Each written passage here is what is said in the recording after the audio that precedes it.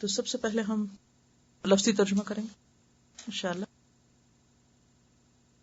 بسم اللہ الرحمن الرحیم. الف لام میم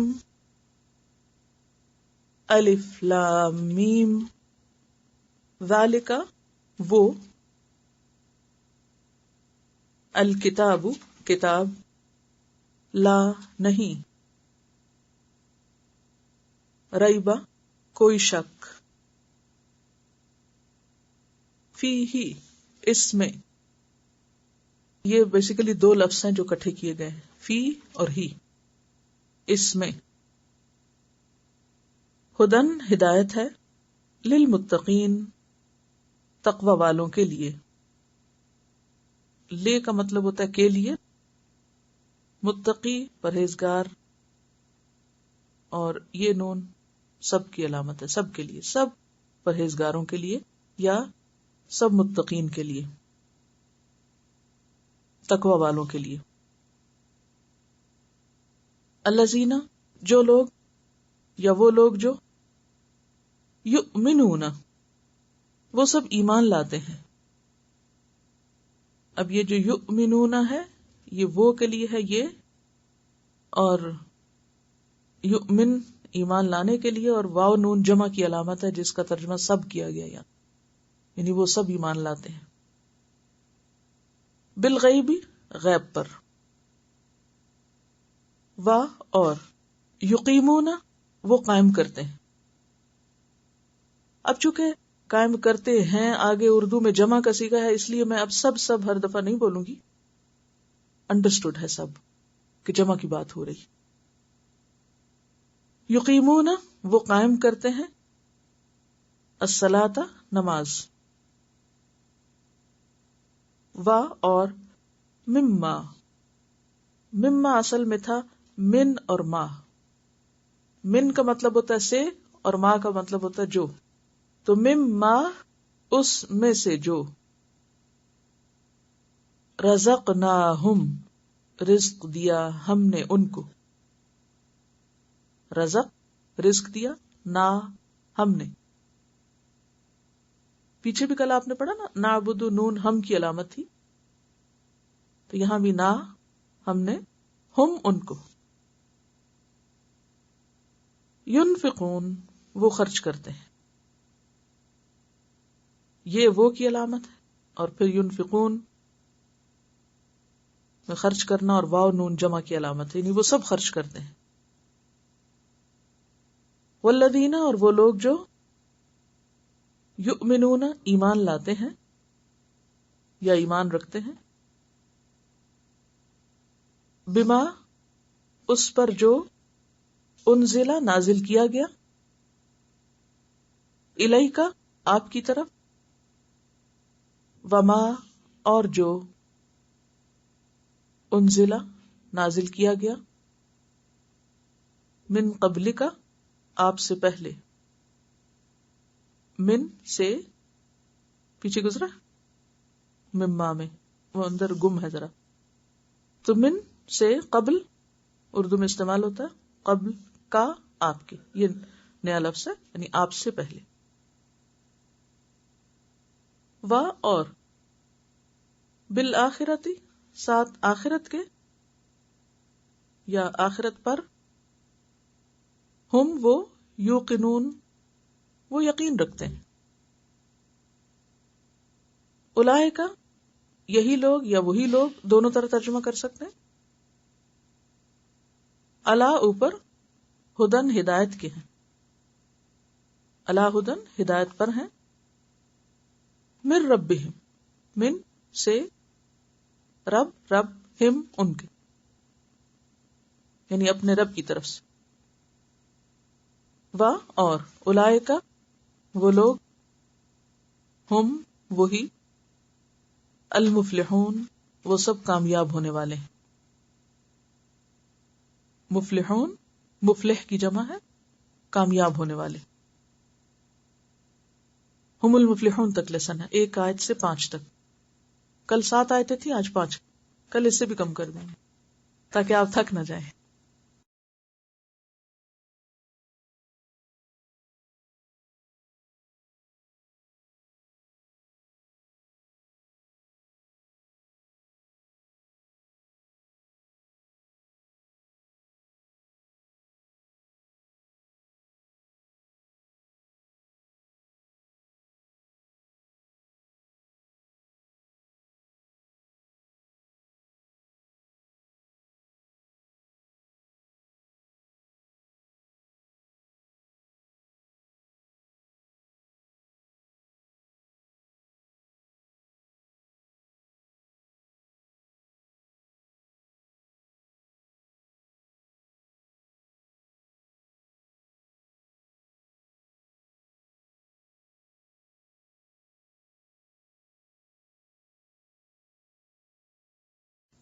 با محاورہ ترجمہ دیکھیے، الف لام میم ذالک الکتاب لا ریب فیہ ھدی للمتقین.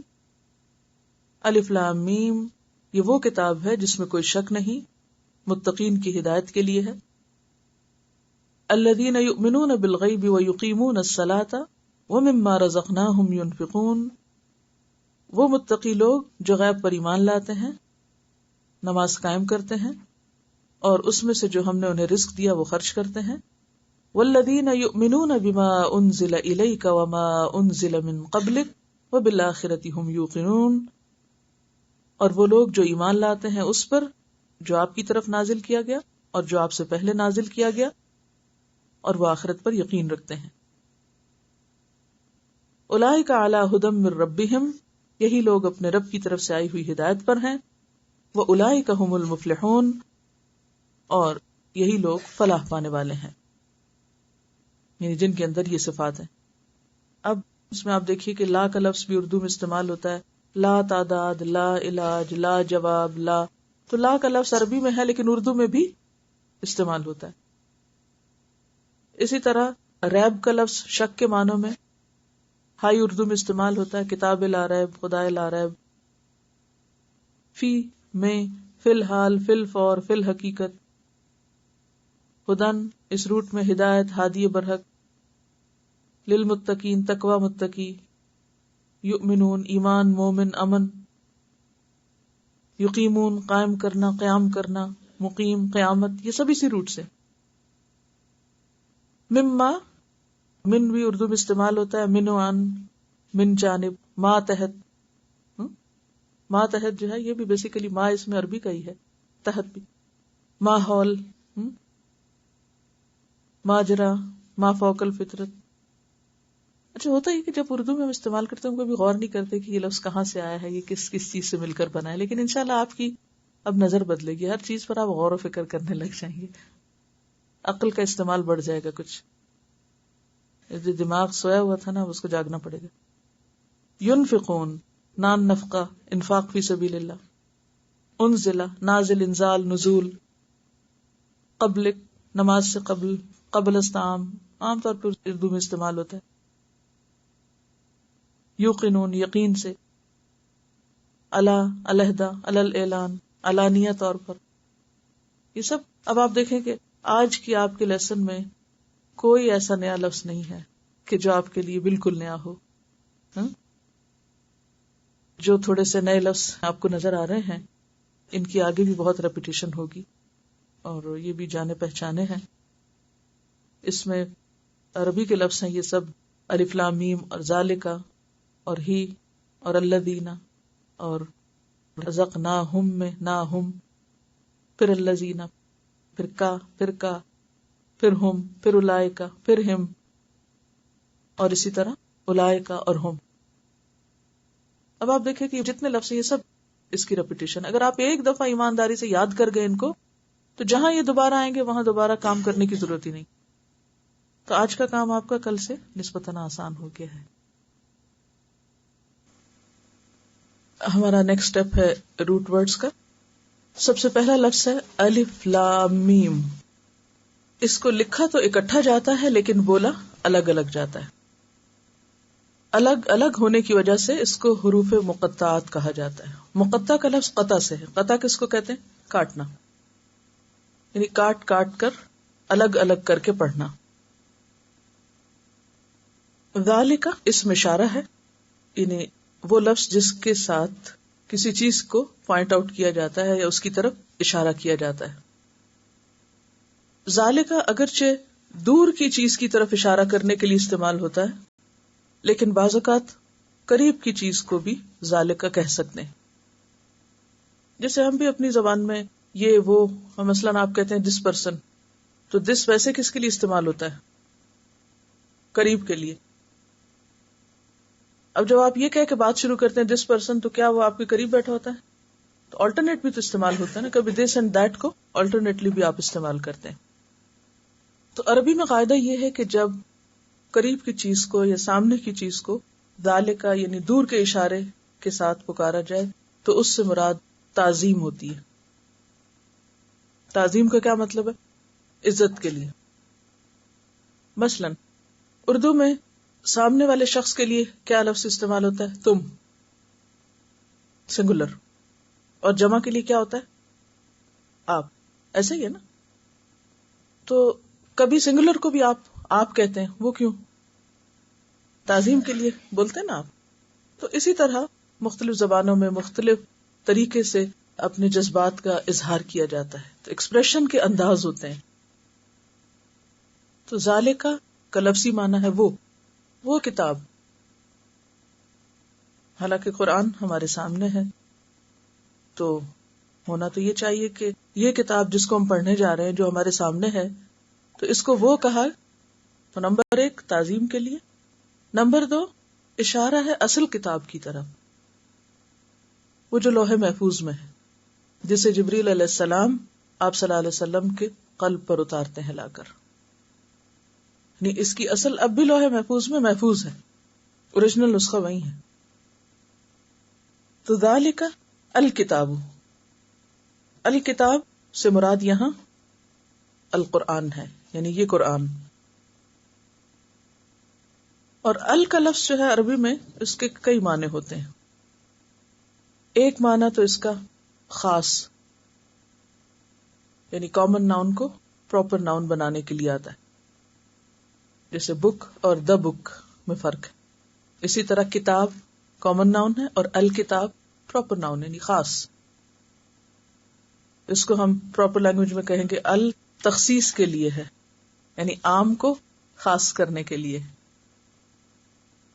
ویسے اگر ہم کہیں کتاب تو کوئی بھی کتاب اس سے مراد ہو سکتی ہے، لیکن جب ہم کہتے ہیں کہ الکتاب تو اس سے مراد کوئی کتاب نہیں، اس سے مراد وہ خاص کتاب ہے جس کی بات ہونے جا رہی ہے.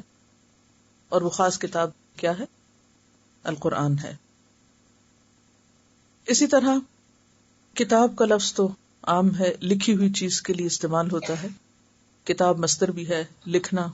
خط کے لیے لفظ کتاب بھی عربی میں استعمال ہوتا ہے. تو قرآن پاک بھی جیسے عام زبان میں ہم کہتے ہیں کہ اللہ تعالیٰ کا خط ہے بندوں کے نام، تو یہ اس طرح کا خط نہیں ہے. اب آپ اس کو یہ نہ کہیں ذالک الکتاب کا مطلب ہے کہ یہ خط، یہ ترجمہ آپ نہیں کریں گے. لیکن کتاب لفظ کی جو وسعت ہے عربی میں یا کس کس معنی میں استعمال ہوتا ہے. قرآن پاک میں سورۃ نمل میں ملک سبا کی طرف جو خط جاتا ہے اس کو وہاں پر کیا کہا گیا؟ کتاب کہا گیا. تو کتاب بک کے لیے بھی استعمال ہوتا ہے اور کتاب خط کے لیے بھی استعمال ہوتا ہے. کتاب لکھی ہوئی چیز کے لیے بھی استعمال ہوتا ہے. اور پھر آسمانی صحیفوں کے لیے بھی یہ لفظ استعمال ہوتا ہے. لوح محفوظ کے لیے بھی یہ لفظ استعمال ہوتا ہے. ذالک الکتاب لا ریب، ریب شک. لا کا مطلب تو نہیں ہے. اب جو لفظ آپ پیچھے پڑھ چکے ہیں ان کو دوبارہ نہیں میں کروں گی، صرف نئے الفاظ ہوں گے. لا کہاں پڑھا آپ نے پیچھے؟ ولدالین، لا وہاں آ چکا ہے. تو لا تو نہیں کے معنی میں ہے. ریب شک. شک کی بھی کئی قسمیں ہیں.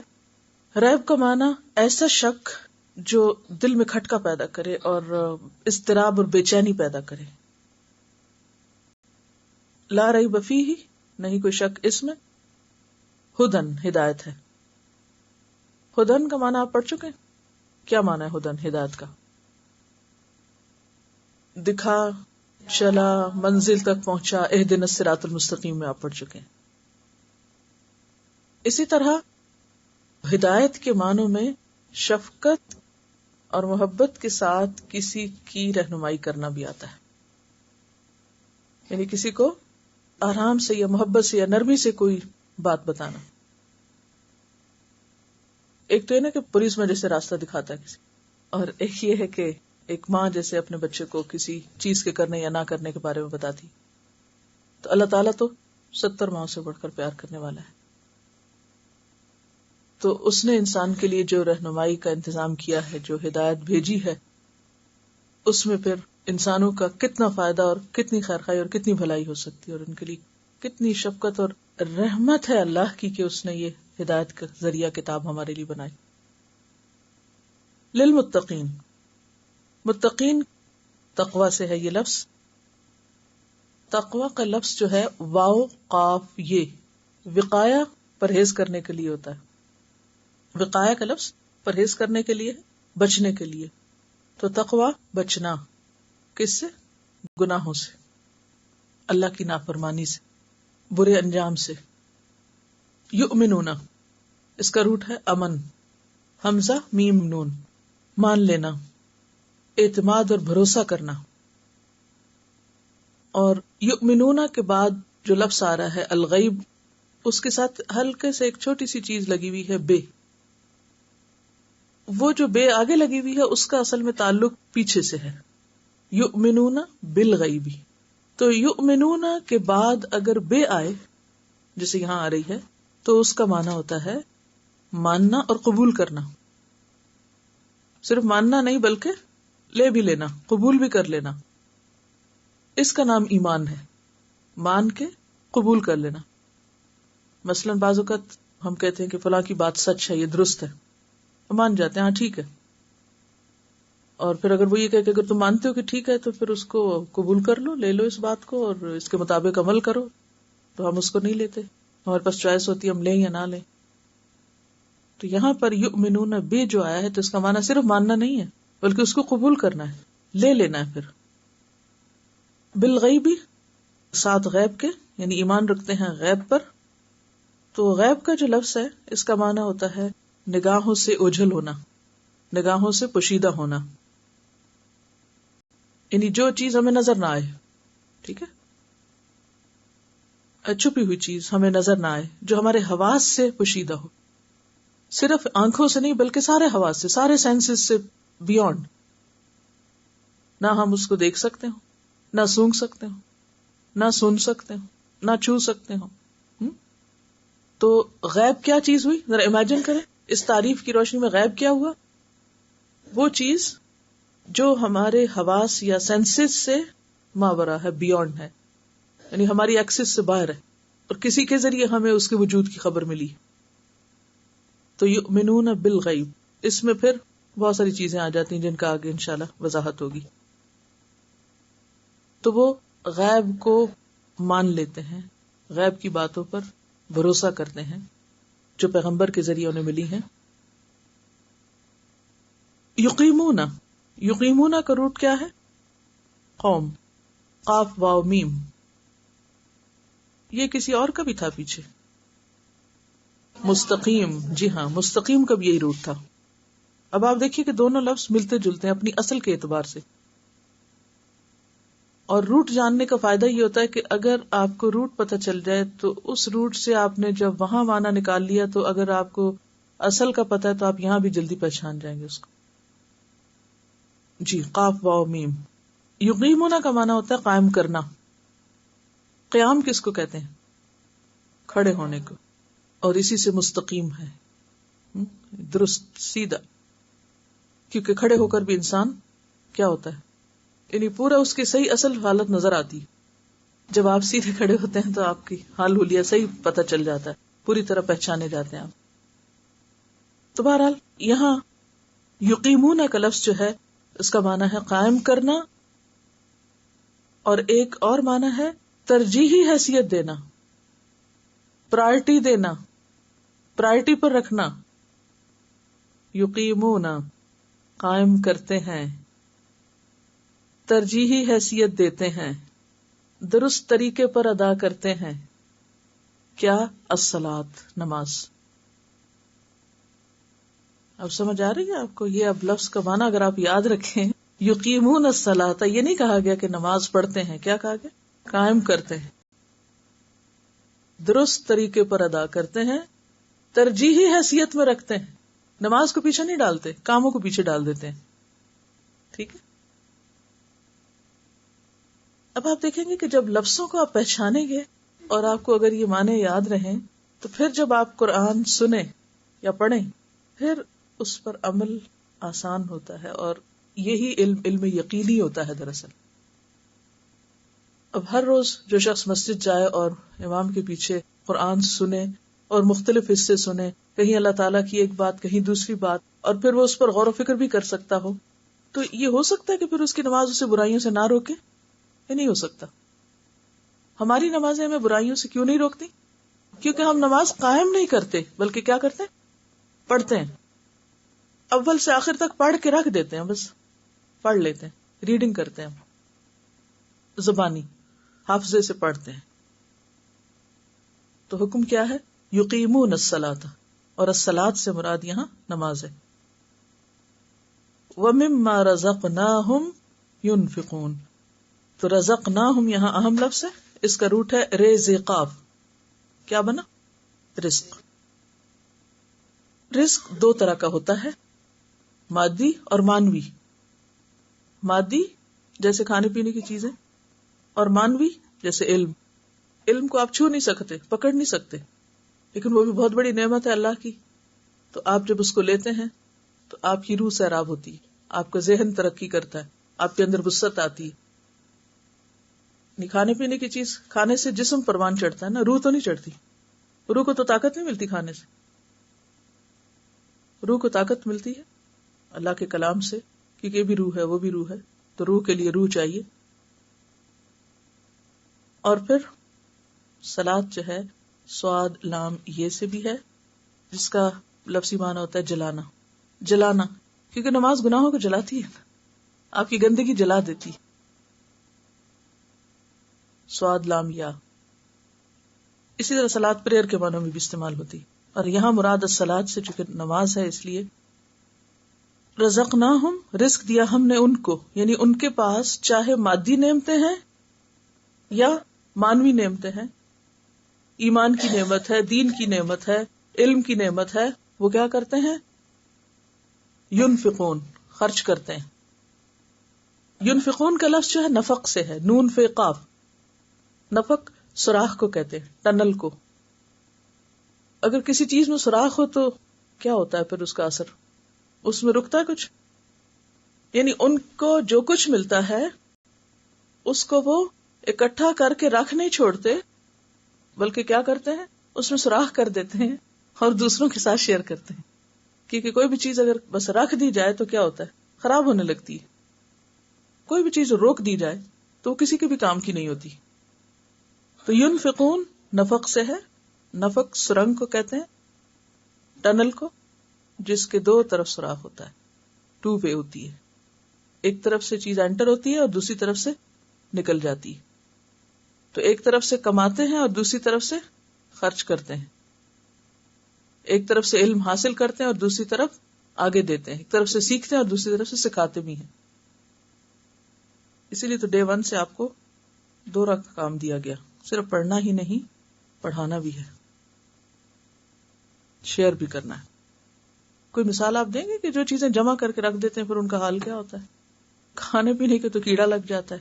مانوی نعمتیں ہوں تو علم وغیرہ ضائع ہو جاتا ہے، بھول جاتا ہے. اسی طرح باقی تمام چیزوں کے بارے میں بھی سوچیے.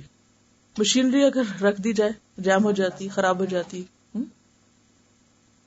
اور اگر دماغ کو ویسے ہی رکھ دیا جائے، جسم کا حصہ اگر نہ یوز کریں، اگر آپ کچھ عرصے تک لکھنا چھوڑ دیں، اب اتنے ہاتھ تھکتے ہیں کہ امید ہے کہ آپ سب کے ہاتھ تھک رہے ہوں گے، کیونکہ زور لگ رہا ہے. وہ عادت نہیں لکھنے کی جن لوگوں کو، ان کے لیے ریلی ہارڈ. اسی لیے آپ کہتے ہیں پھر بولے، کیونکہ مجھے پتا ہے کیا پریکٹس ہی نہیں، آؤٹ آف پریکٹس ہے.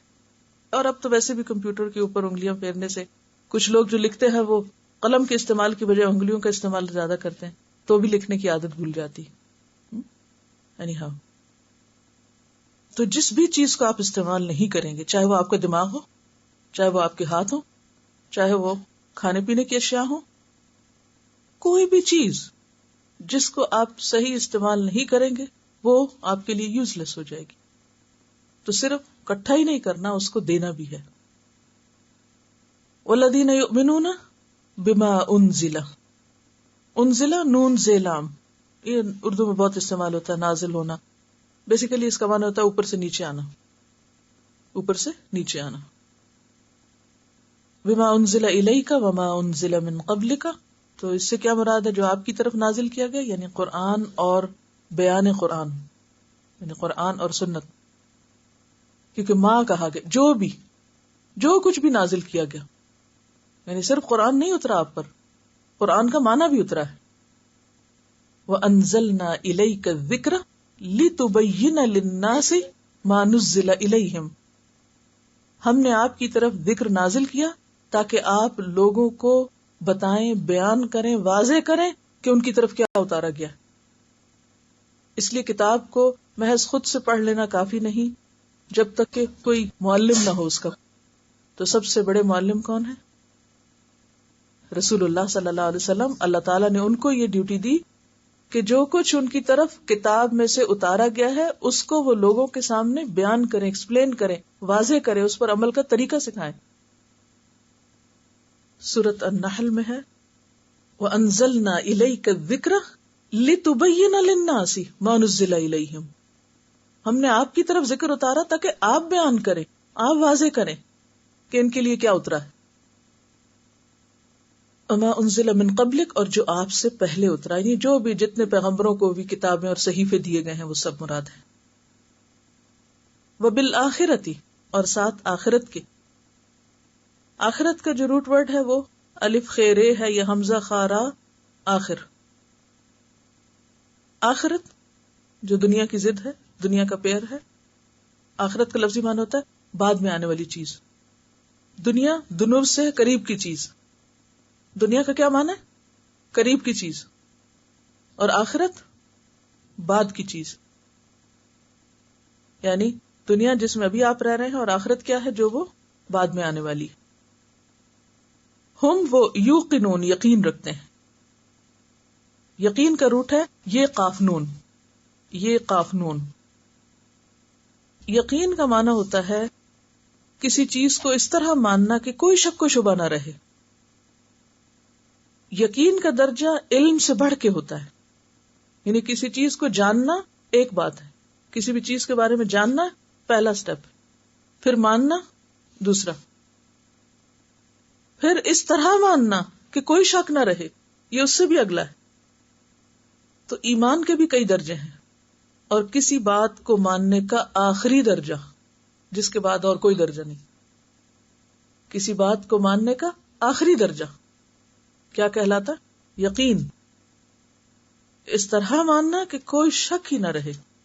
اسی لیے کہا جاتا ہے کہ الیقین سکون النفس.